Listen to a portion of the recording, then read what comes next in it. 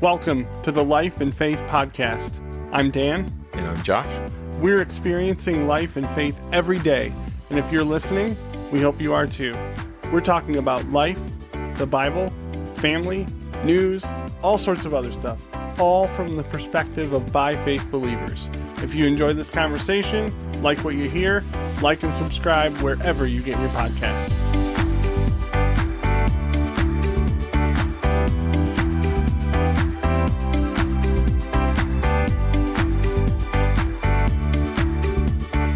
So, when the pieces of life of the spiritually well are all in place, a natural outcome will be to serve others.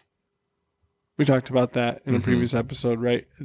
Christ, the truths of God are a foundation for right living. Yeah. Acts of service to others are the logical outworking of the Christian condition. It doesn't take a stack of theology books to see that service to others is evidence of a healthy spiritual life.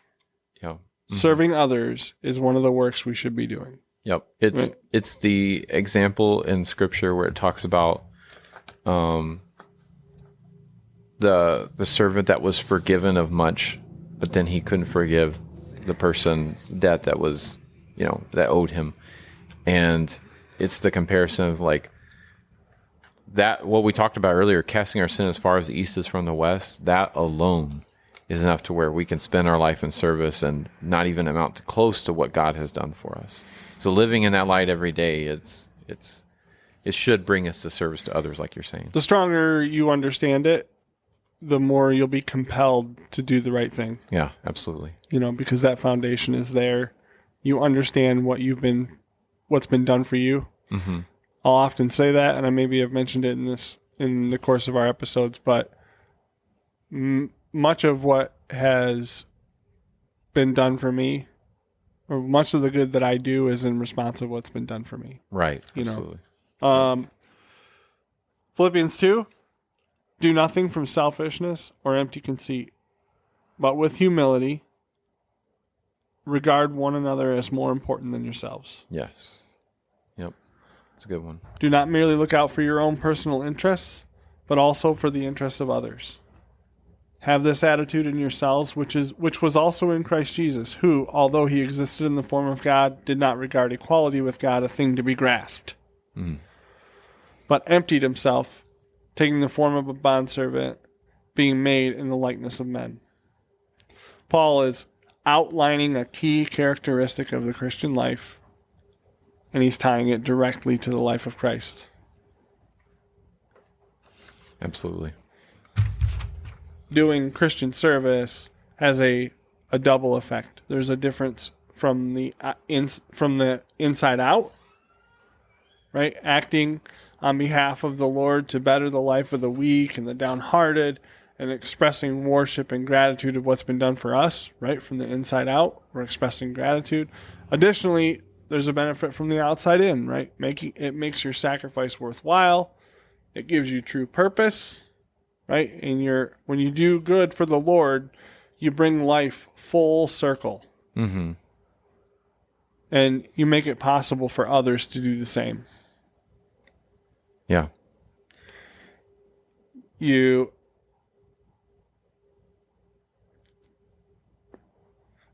Good is done for you. And when you spread that, or when you're out in the world and sort of the Lord gives you opportunity to do good for another, you make the world a better place. Yeah. The Bible says, withhold not good from whom it is due. And so we should be actively looking for ways to do good by others. Like, you can't just say, I don't have any opportunities to do it. Well, you need to be actively looking. It's not that it doesn't come your way. You got to be seeking it. Well, you sometimes will find people are freeloading. Yeah. So, you want to do good for others, but sometimes, like I used to have this pastor that said, if you're not getting ripped off, you're not giving enough. Well, it still has to be spirit led, and that's where what it I was says, getting to. Yeah. To whom it is due, right? Like somebody has gotten a bunch, then yeah. Not to say that it's some kind of like socialism aspect, but it's it absolutely is like the Holy Spirit can lead you into who needs that time, because you're only one person, right? But you still have to steward that right. Yeah, it ought to be Spirit led, and you sort of know in some cases, like, oh, this is not necessarily what's good for this person. To whom it is due, it doesn't necessarily mean like that person's homeless and they need a bunch. It is God has ordained that point in time for you to go and do something specific for that person. Mm-hmm. Not that it's the most needful person in the world, because there's all kinds of criticisms of the church, like, why are you out doing this and why are you doing that? When there's like starving people in this country, like that should be your main focus. Well, it's that's where God comes in the picture to direct what you should be focusing your time. Like, there may be a place for somebody to go and do this over there, but every person has to be held accountable for what God is telling him individually to do at that point in time. It's not up to us to weigh within our own thinking what is most needful, who is most in need. Let the Holy Spirit tell you in the moment, like, what is the greatest need that you have for me to do right now? Yeah, to meet. You are called to be a good steward of what has been given to you, and that's like time, money, right? You got to be a good steward of what you've been given, and it's not everything is equal, right? Sometimes you have to sort of discern those things. But acts of service, the point of this is that if we're going to be using our efforts to do something, if we're going to have spiritual disciplines about something, having an act of service to others, meaning doing something without getting something in return. Speaking an encouraging word. Yeah, exactly. Mm-hmm. Yep, acts of service. So, my challenge to you, or to the listener, is to do something nice today for someone, and don't let them know that it was you. Okay? Yeah. Try it. It's super fun. I just had a coworker tell me yesterday that he and his wife went out to eat, and they went to pay, and somebody had paid the tab for them. And it was just like, because I've experienced that too in my life in the past, but it's such a God moment, if you will. Like you may be going through something, but even something as simple as paying for your meal, it's like, wow, that's you can feel like God is using that person to help encourage you. There are a lot of things you can do that are small like that to help. Okay, so do something nice for somebody today. Don't let them know it was you. Yeah. If they figure out who it was, okay, if they find you out, take the opportunity to say how it was done as unto the Lord. Yep. There's an opportunity for you to He led you to do it. He led you to do it, right? Give him the glory in that moment if you do get found out, okay? Little challenge for you. Now, if you're not comfortable saying that, maybe the relationship's weird, or you just don't have the guts, and that's totally, you know what I mean? Because sometimes you are like, I was talking to somebody yesterday that I knew wouldn't receive it, and I was kind of looking for an opportunity to say something, but then it just didn't happen. But all that to say, it's not always easy to say that you're doing it as unto the Lord. Mm-hmm. So if you're not comfortable saying that, try what I mentioned earlier. Try saying, everything I do is out of appreciation of what's been done for me. And leave it at that. Mm-hmm. Because that's the fact of the matter, right? What you're doing is out of appreciation of what's been done for you. And then if they want to ask you what you mean, then you can say, well, what I'm talking about is, Christ died for me and for you. And you know what I mean? And you can go into it then, because then they kind of came a little bit your direction. So it's maybe a little less tense, or maybe it's a little less awkward or whatever, because not everybody is as vocal as enough to have a podcast about life and faith. Yeah. Right? Some people just don't like to pray with other people, or some people don't like to talk about it aloud, and they might be super committed believers, but they're just not eloquent. The Lord didn't build them that way. Yeah. I believe the Bible example talks about when you're giving, don't let the left hand know what your right hand is giving. Like, that's how discreet it should be. It shouldn't be for show. It shouldn't be for the other person to be like, wow, look at the amazing thing you did. When you do things that only God knows, that's when he gets all the glory, and he knows, and you'll be rewarded for it. You see it all throughout the Bible. Yeah. Yep. And if you're spirit led, then you'll have that clarity when the time comes for what you can and what you should and shouldn't say. I mean, ideally we're brave and we care about somebody enough to say, and it's not that I don't care about somebody if I don't say something, like this person that I interacted with yesterday. I care greatly for this person, but I just know that there's a lot of tension and a lot of difficulty, and I don't see this person very often. So I was like, it's really not the time to just go out with it. You know what I mean? And if the Lord so sees fit, then there'll be other opportunities in the future for me to elaborate. Mm-hmm. But I don't necessarily need to come with guns blazing the very first conversation. You know, all I'm saying is there need not be any guilt if you don't say it, if you don't feel comfortable with it. The challenge is to do something nice for somebody and don't let them know that you did it. And then if they do find out, say something that is unto the Lord, or say, everything I do is out of appreciation of what has been done for me. Yeah. Mm-hmm. Because everybody can get behind that, right? Everybody, secular, whatever, can appreciate what's been done for them. Yeah, absolutely. And if you've had a hard life and you don't think anything has been done for you, then we can have another conversation. But let's just say, I'm sure that you can find something to appreciate about what's been done for you. Yeah. Right? Okay, that's digressing a bit. So I have a list of ideas for small acts of service, right? Buy a coffee or a favorite snack for a coworker. I mean, listen, if you're listening and you work with me and you buy me coffee, I'll think the best of, I'll be very happy about that. You know, that's the coolest, like, here, I bought you a coffee. You just bought yourself like one, like, disrespect. Like, you can disrespect Dan, then buy him a coffee. It just evens out, right? That's right. Yes. And if your disrespect is funny, I will let it slide. Yeah. Give an unexpected, genuine compliment. Yeah.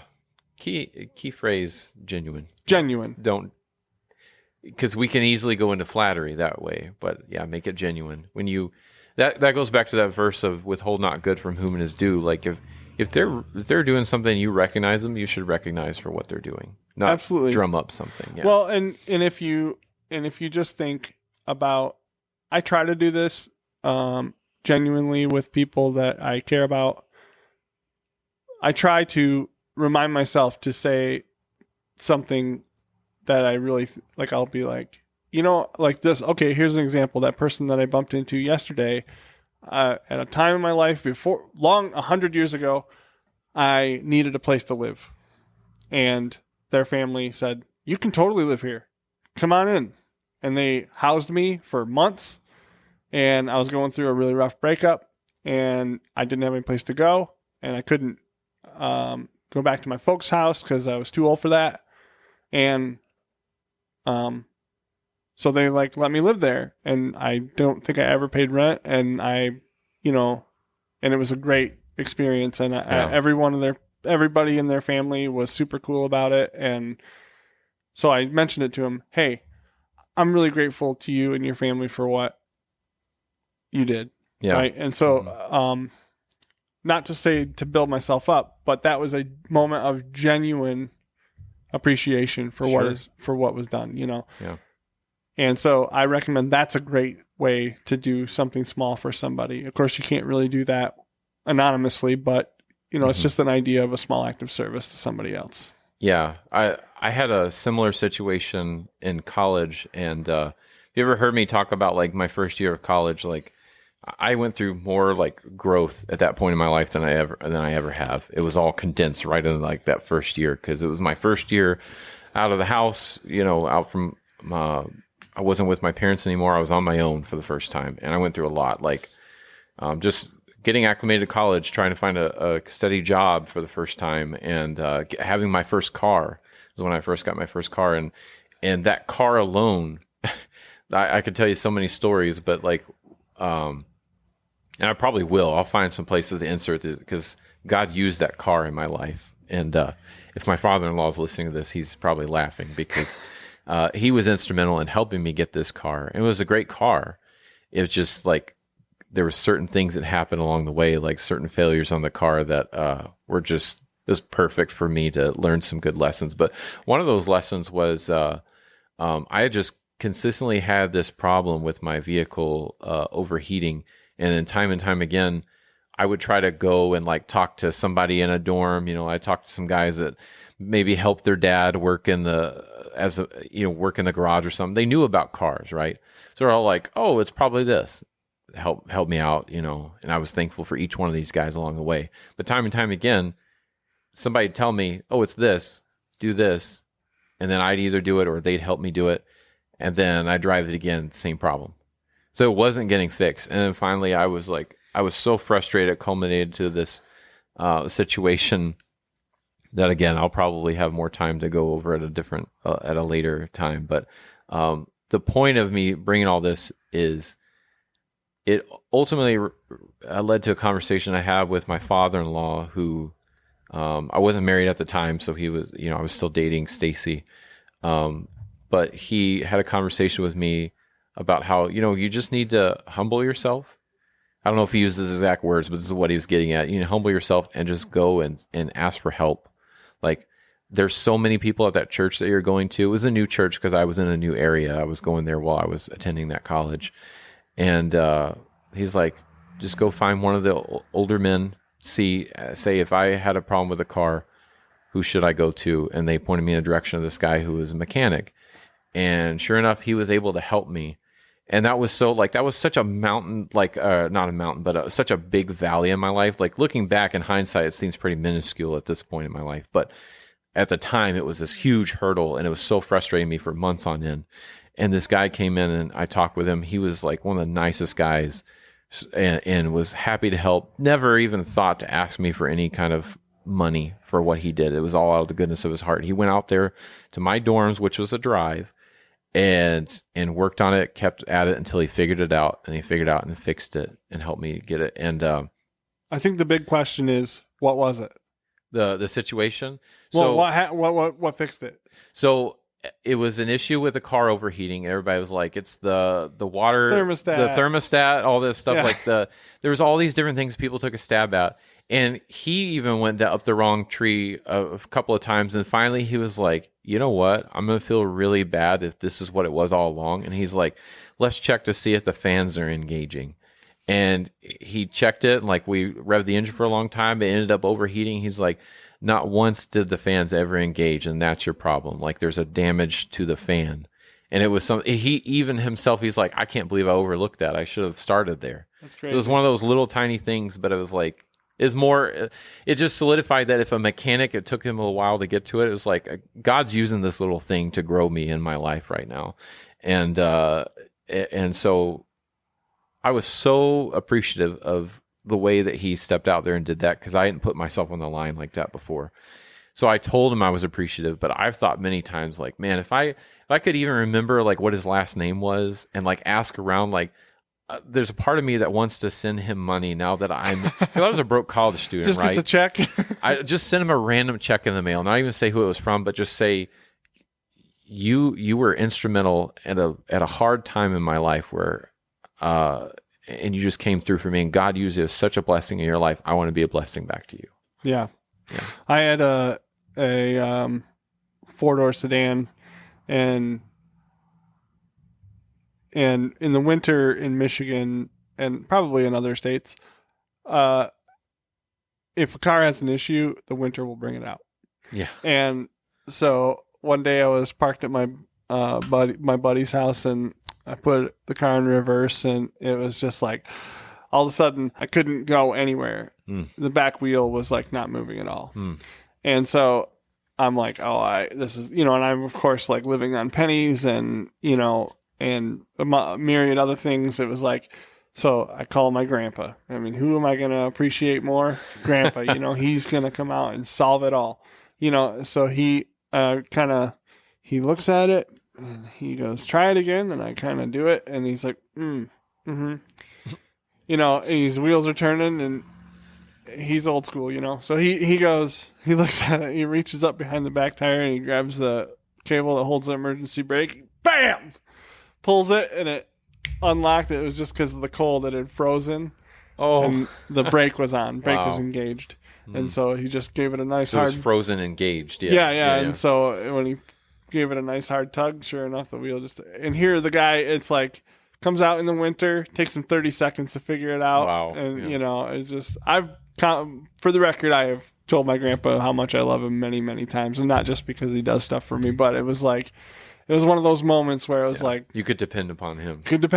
Right? Yeah, and so that's sort of where you're at now, too, is like you have these opportunities for other people to depend upon you and you'll be able to sow into their lives and maybe even, you know, see someone come to the knowledge of the Lord in that.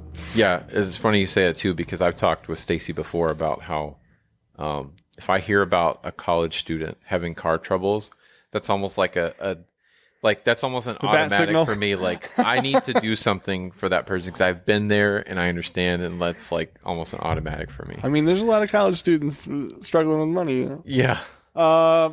Yeah. So those are some ideas. Another one that I like is to do someone else's chore or task, right? Because so many times we, especially in secular workplaces, will say, that's not my job. Yeah. I'm not the guy who picks up the stick. I'm the guy who hits people with it. I'm not my brother's keeper. And so that's, humble yourself and just say, you know what, that's not my responsibility, but I'm going to do something for somebody else and just do a nice task for them. You know, We used to have chicken rotisserie machines, and our dishwashers always had to clean them. You know, it was always a pain. They always hated it, and it was only ever their responsibility. And so a nice act of kindness would be to just clean that machine for that person, even though it's not your responsibility, right? It's just an example. It's a big job. It's a pain. It's a microcosm. Find something that somebody else has to do that's their responsibility and not yours, and just do it for them. And you know what? You may not even get appreciated for it. Right. But it's the fact of being able to do it that will give you a blessing, and sort of like, this is an example of an act of service for someone. Yeah. You could even get that person who was like, well, I could have done it. Oh yeah. You didn't have to do that. Oh yeah. Yeah. You're not going to get, well, cause that's the world, right? The world's like, I need to get mine. Yeah. And you have people today that you hold the door open for them and you're like, is that supposed to be some kind of like chauvinistic thing? Like, no, I'm just doing what I would want. Well, I'll slam it in their face next time. I'm just doing what I'm supposed to do. Do it to the Lord. Yep. So, don't look at things like your job and my job, right? My son and I, we have this thing with the dishes where, like, if the dish crosses the plane of the center of the sink into the rinse area, then that's where his responsibility begins and my responsibility ends. Right? So like, it'll stand there and it's like, he's waiting for me to put dishes into the rinse area. And it's like, dude, grab a towel, start drying and putting away. And it's like, I tell him, like, we are doing this together. Yeah. We are doing this job together. We're looking at trying to clean this set of dishes, right? So it's not your job and my job. It's not like that. It's like, this is an action that needs to be taken. We're doing this for the family, working in tandem, right? Yeah. This is, we're trying to accomplish this thing for your mom. We're trying to, you know what I mean? Because he and I were like, if it was just he and I, we'd have 2 plates, 2 spoons, 2 forks, 2 knives, 2 cups, 2 bowls. You know what I mean? We wouldn't have... Wash your own dishes. Yeah. And then it would be like, I wash mine. Yeah. But it's like, we're doing this for your mom, right? We're doing this because she likes to have a clean house. And you know what I mean? It's like, we do this in service to her. We do this in service to others. Yeah. So small acts are good. Doing big things are also good, right? Offering to walk somebody's dog, which, by the way, you can come walk my dog anytime you want. I love walking my dog, but my dog doesn't get enough walking. He'll be happy to do it,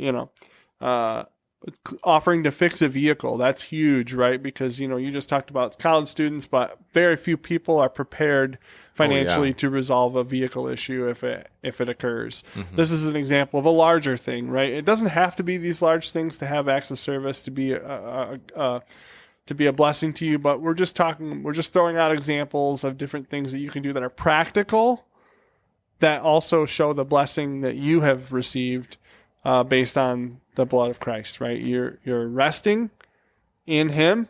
Yeah. And based on that foundation of resting in Him, you're free to do cool stuff for others. And wouldn't it be great if you could find opportunities? Isn't it great when you can find opportunities to do big things like fix vehicles or whatever? I know I've benefited many, many, many times, more times than I can count. What's that song from Million Little Miracles? I can't even count them all. Oh yeah. I can't even count them all. Well, what is it? The Dave Ramsey saying that's like, how are you doing? And it's like, better than I deserve. Better than I deserve, brother. Yeah. So, I'll end with this. Do you have a memorable experience from a service, big or small, that you would care to share, or maybe like a mission trip, or? You shared about your vehicle, but do you have one that you particularly did, like one that you would care to share? Yeah, there's... You ever do mission trips? Have you done them? I have done mission trips, not in the sense that you would think of. Typically people think about mission trips to another country.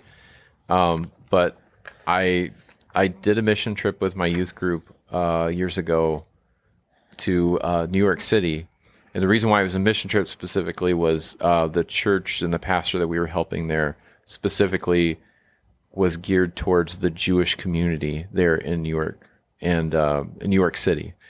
And so we went over there and helped him. And then, we passed out literature. We had some people get angry at the literature, throw it away, all that kind of stuff. So it was a good eye-opening experience. And just being there at the church, I'll never forget my youth pastor and I. There was just two guys. There was a big group of us, but there was only me and one other guy that I was good friends with that attended that particular trip.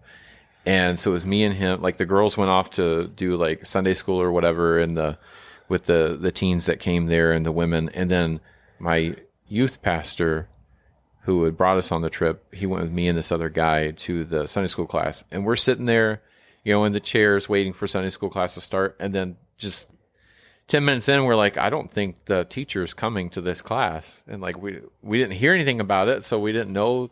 So he just all of a sudden gets up there and he starts teaching this class. And it was a good learning experience for me. Always be ready. You never know, when you just need to step into that role. So I don't know. I was able to... It's funny how this works, and I think that's why I'm bringing that point up, is we went there to serve, but I found a lot of cases where I was helped I was willing to go there and to serve, but I felt like God was using it almost for me. I was benefiting from the service that I was trying to provide for other people. Yeah. The one I can think of mostly, the one that has been most meaningful to me was just the work that we did helping serve meals on Thanksgiving Day. Yeah. We did that for almost a decade. We don't do it any longer, but there was a moment where my son was picking up pitchers of water and going and refilling waters at the different tables, and that was worth all of it to me. Sure. We had decided at one point in our marriage that when it's time to be thankful, we're gonna see if there's something we can do to show our thankfulness and in a practical way, right? And we had some friends, and they were like, "You're looking for something practical." Thanksgiving Day, we served meals to the community, and we served anywhere from 300 to 700 meals every year on that one day. We'd get up, we'd work on it. The first year, we just showed up on the day of. The second year, we did the day before and the day of. And the third year, we were involved in, again, talking about jumping in with both feet, right? Yeah. Knowing the will of the Lord and going, I'm in, Yeah. And by the third year, we were on on the team, and my wife is going around town collecting up donations, and Yeah. she's like a savant with donation getting. Like, it's That's amazing. great, yeah. She can just go around and be like, "You're gonna give this much money," and Yeah. she just convinces people against their. No. And they're like, you know what? She goes around You're with right. a baseball bat and goes, "You're gonna give some money over here, okay?" Yeah. It's like Tony Soprano of. It'd be a shame if something happened to your car. It'd be a shame. Yeah, that's what she does. I don't know how she gets everybody to agree to her. That's how she got me to marry her. She was like, "Listen, this is what you're gonna do. You're gonna meet me on this day." Yep. No, Meet me she's at the really church. amazing at. Yeah, she's gonna you be at church at this time wearing this. And I was like, "Okay, don't hurt me again." But anyway, she goes around and by the third year, we were just really getting involved, and that to us was a tremendous blessing. And so that's the one. And when I saw my son pouring drinks for others, I was like, "Oh, okay, I get it now. This is great, what we yeah. should have been doing all along." Showing appreciation for what has been done for us based on the blood, and not because of anything we've done, but because of what He did. Yeah. It's all for him. You've been listening to the Life and Faith podcast. We hope you enjoyed it. Stay up to date on all our episodes, like and subscribe wherever you get your podcasts.